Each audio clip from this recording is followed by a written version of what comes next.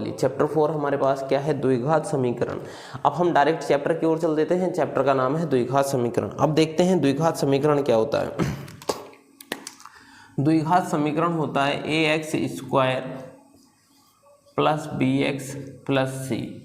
ये होता है द्विघात समीकरण? नहीं। क्या होता है, बराबर में 0। अब क्या है, यहाँ एक कंडीशन लिखी होती है, a नॉट इक्वल क्या होगा, 0 होगा। मतलब a कभी भी 0 नहीं होगा, मतलब a का मान जो है वो 0 नहीं होगा। क्यों नहीं होगा, देखो अगर a की जगह मैं a बराबर 0 मान के रख लेता हूँ, a बराबर 0 मान लेता हूँ, यहाँ 0 रख दिया, x की मल्टीप्लाई 0 से करा दी, प्लस bx प्लस c बराबर 0। तो ये क्या बचा, bx प्लस c। तो यह द्विघात समीकरण नहीं बचा, इसलिए a नॉट इक्वल क्या करते हैं हम, 0 करते हैं। और अगर द्विघात बहुपद देखना है, क्योंकि पेपर में आता है द्विघात समीकरण का मानक रूप और द्विघात बहुपद भी क्या पूछने के लिए, तो ये ax square plus bx plus c ये द्विघात क्या हो गया, बहुपद हो गया। और ax square plus bx plus c बराबर 0 ये क्या हो गया, द्विघात समीकरण हो गया। अब अगले सवाल पे चलते हैं। अगला सवाल क्या है इसका, अगला है चौथा। तो अगले चौथे में क्या है, देखो चौथे को हम लिख लेते हैं x माइनस 3 2x माइनस क्या है 2x plus 1, x minus 3 2x plus 1 बराबर x और x प्लस 5।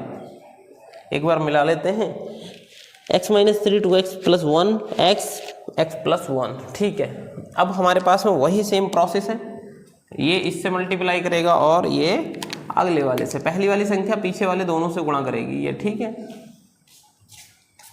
ये इन दोनों से गुणा कर रही है पहली वाली संख्या। अब यहाँ क्या होगा, ये x इस 2x से करेगा तो 2x स्क्वायर हो जाएगा, ये x इस 1 से करेगा तो क्या हो जाएगा, x हो जाएगा।